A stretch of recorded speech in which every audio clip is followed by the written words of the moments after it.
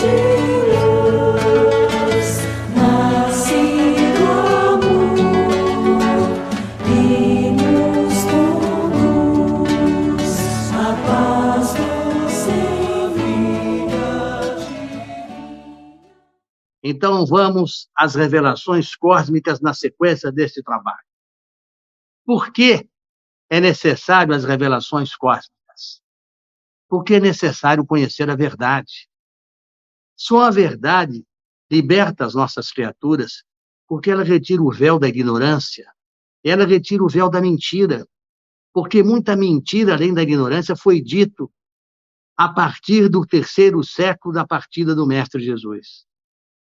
Nós precisamos nos perguntar, e eu digo isso para vocês, eu sou um profissional que poderia ser um agnóstico, porque dizem que os profissionais da área da ciência não podem acreditar na espiritualidade, pois eu já vim com a espiritualidade e posso dizer a vocês que sem ela eu não produziria absolutamente nada.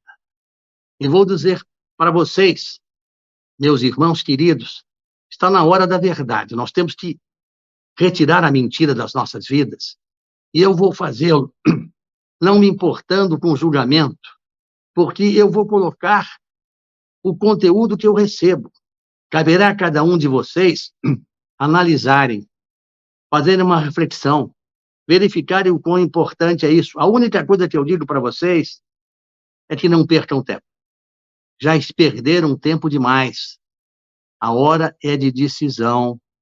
A hora é uma hora precisa. O tempo está exíguo. Porque eu pergunto para mim, afinal, quem eu sou? Sempre preciso me perguntar. Porque eu vim para a Terra. E para onde eu pretendo ir além da Terra? E qual a família espiritual que eu pertenço? Eu já disse para vocês que eu descobri que eu faço parte dessa família e possivelmente muitos de vocês, os irmãos aqui da TV Chico Xavier, com certeza, estão nessa lide nesse momento muito importante, que é de revelar a verdade, ou pelo menos a verdade relativa, de acordo com a evolução da criatura, mas eliminar a ignorância, porque as criaturas têm que aprenderem, iniciar o aprendizado, depois é a sequência. É importante afastar definitivamente a mentira que foi implantada. E nós pertencemos a uma família, temos que saber a quem nós devemos orar nessa família. E eu vou dizer para vocês que a minha oração constante é para Jesus, o emissário do Pai angelical. E vocês vão entender por que eu estou falando isso. Porque a Terra, e já falei isto, foi um local, ao longo de sua formação, de muitas sementes estelares. Aqui foi o palco da vinda de espíritos bastante evoluídos, vindo de outros orbes, de outros mundos, que chegaram junto aos seres primitivos, sendo considerados deuses. Daí a expressão, eram os deuses astronautas. Bom, mas na verdade nós temos que compreender a história que o cosmos traz a respeito da evolução da Terra. Há 3 divindades na Terra que atuaram diferentemente. Javé, ou Jeová, naturalmente assim descrito pelos hebreus desde o início do seu Velho Testamento, conhecendo que Javé é um anjo do Senhor e recebeu, depois de concluir uma tarefa na angelitude, a outorga que o Pai Celestial confere a seus anjos para ser o criador de um universo. E ele criou para nós aqui o universo material, que é esse universo em que vivemos.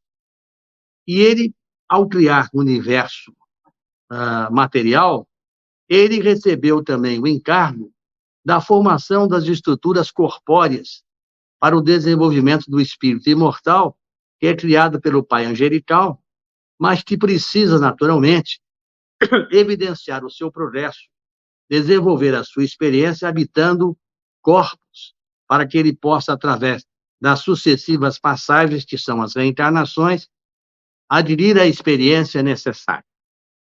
Porém, na formação desses corpos, Javé resolveu insubmir-se em parte à determinação divina e se achar que ele poderia ser também igual ao Deus que criou os espíritos. Deus criou todos os espíritos.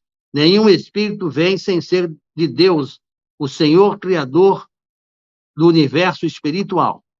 Porém, seus seres foram designados para trabalhar no universo material. E ele, ao tentar se igualar à deidade, ele resolveu, naturalmente, na preparação desses corpos físicos, a utilizar o seu DNA, que é o genoma, que deveria se miscuir no processo evolutivo, de acordo com o desenvolvimento que seria feito naturalmente, à medida que as criaturas fossem nascendo. Primeiro do mineral, depois do vegetal, até que, na verdade, fugiu a parte animal, e da parte animal transformando-se na parte hominal.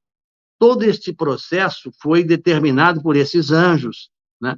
Mas apresentou na sua construção um gene defeituoso. Então, esses primeiros clones que Javé produziu, não é? Os primeiros clones de Javé tinham 100% do seu DNA. Nas sucessivas gerações clonadas, mais tarde, né, eles já foram perdendo esse percentual para 70%, 80% do DNA. Sendo que na terceira, quarta, quinta clonificação, menos ainda, a tal ponto de chegarem a 50%. Né? Por quê?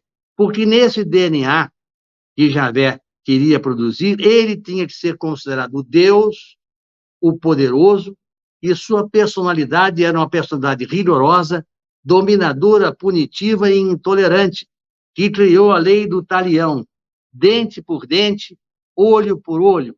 Quem não seguir o que o pai determinar será punido, e evidentemente até com a ida para o inferno, se necessário. Ou seja, na verdade, este Criador material, do universo material, assim produziu como a divindade o seu trabalho. Inclusive, nós humanos, na medida que fomos avançando, não é?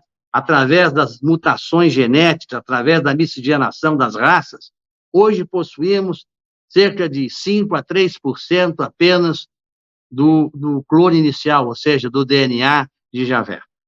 A segunda divindade que resolveu vir para a Terra, ao saber que Javé era o construtor do universo, foi Shivas, né? Também chamado de Trisra, que também migrou para a Terra e se achou no direito de formar corpos físicos, diminuindo, porque queria, a classificação e a dominação de Javé. Na tradição hindu, essa divindade Shivas é a suprema divindade, porque ele se apresentou, o que ele fez? Javé, naturalmente, escolheu, e nós vamos ver por quê, os hebreus como o povo que acreditava num Deus só,